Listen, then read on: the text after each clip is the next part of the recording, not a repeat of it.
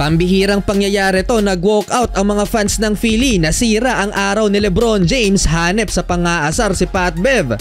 Lakers vs Sixers, good vibes sa pre-game si LeBron James, nakipaglaro pa ng horse challenge kay AR, good start for Anthony Davis, 8 early points para sa LA. Nilagay din ni AD sa foul trouble si Joel Embiid pero hindi nilabas in the process at pinisikal pa ng Sixers superstar si Anthony Davis. 17-2 run ang ginawa ng Philly at natambakan bigla ang Lakers. Tyrese Maxey and Joel Embiid 2-man game, 22 combined points sa opening frame habang si LeBron James tahimik pa with 3 points, 32-19.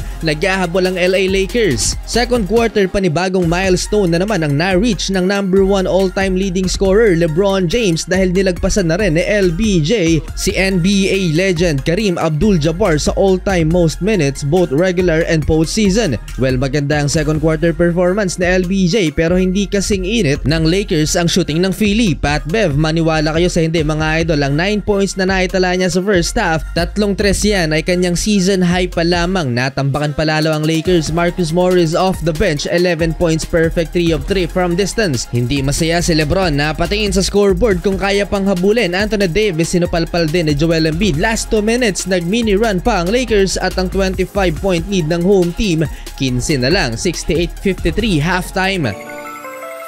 Bago mag-start ang third quarter, na-delay pa ang laban dahil sa issue sa game clock. Well, solid na sana ng simula para sa Lakers na ibaba pa sa 11 points ang lead ng Sixers dahil sa pinakitang aggression ni LeBron James, pero 10-2 naman ang sagot ng Philly. Lobo ulit ang lamang ng home team. Pagod na si LeBron, nakukulangan sa depensa ng kanyang mga teammates. Kinukuyog ng mga bantay si LeBron James. Grabe rin yung pag-distract ng mga fans kay LBJ sa free throw, pero parang wala lang kay LeBron. Ito ang pinaka-interesting na nangyari sa loob ng 3 quarters. Sobrang hype si Patrick Beverley nang nilockdown niya si AR, resulta sa turnover ng Lakers. Wala pa ring makakatapat sa pang-iinis na ginagawa ng former Lakers. Binangga ni Pat Bev si Reeves at lumabas na parang biktima pa si Patrick Beverley. Kahit anong gawin ng Lakers, step up na sana si Prince, kulang pa rin dahil sa team effort ng home team. 98-80, Sixers up by 18. Gigil na si LeBron James. Fourth quarter, subok pa si LeBron James na i-comeback ang napakalaking lamang ng Sixers, pero itong si Tyrese Maxey walang balak na pahabulin pa ang purple and gold at bago ilabas, nag-iwan ng 27 points na lamang sa visiting team. 8-minute mark ng final quarter, sira na ang araw ni LBJ. Hindi masaya si LeBron kahit may bagong record. Malakas naman talaga ang Sixers ngayong season at naramdaman yon ng LA. Natapos ang laro, may 18 points, 5 assists si LeBron James in 29 minutes, shooting 66% sa field, habang sa Philly 30 points, 11 rebounds, 11 assists for Joel Embiid, 31 points for Tyrese Maxey.